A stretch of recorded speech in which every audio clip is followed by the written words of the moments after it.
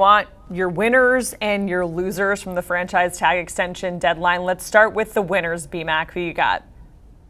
I got to go down to Duval. Evan Engram was able to get an extension. I think it's a 3-year deal, 3-year extension, around $20 million or so guaranteed.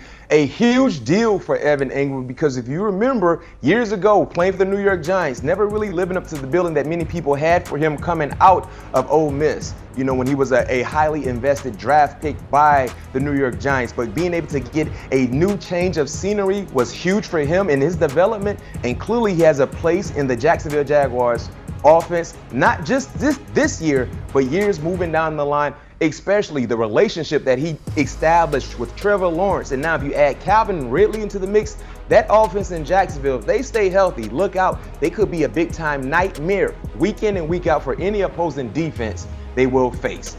And in regards to my losers, yes, plural, the S is at the end, it's the running back position.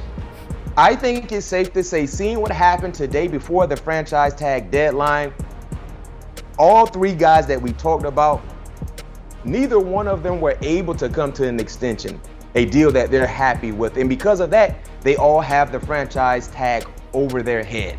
It's safe to say this has been a reoccurring conversation, the devaluing of the running back position.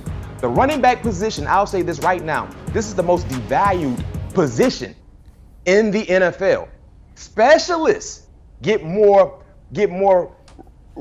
understanding and get more praise for what they do so they can get nice deals. We used to say the safety position was probably the most devalued position, but no, it's the running back position. I mean, kickers and punters, they don't have to fight for their contract like running backs have to fight. We've seen safeties get money that they're deserving of getting. All three guys that we hit on, clearly they're more than deserving of getting a deal that's up to their standard and what they've done. But unfortunately, because of how these organizations look at that position, they have been hesitant in giving them their just due in regards to contracts. So if you're a punter, if you're a kicker, you don't have to fight and claw like running backs. So for you kids out there, just be mindful when you're practicing in the backyard, the tall sweep and the counters, because if you excel and you get to the next level, you might want to learn how to punt and kick also in regards to that contract time when it comes. So it's okay. It's a cool thing to be a punter and kicker nowadays, especially with the NFL.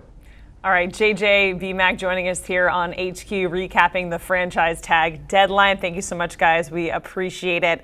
4 p.m. has come and gone. No long-term extension for Saquon, Josh Jacobs, and Tony Pollard. And, of course, you can hear BMAC on the All Things Covered podcast alongside Pat P, covering all things happening around the league. New episodes dropping for you every Tuesday. You can download and listen, follow wherever you find your pods, or you can scan that QR code.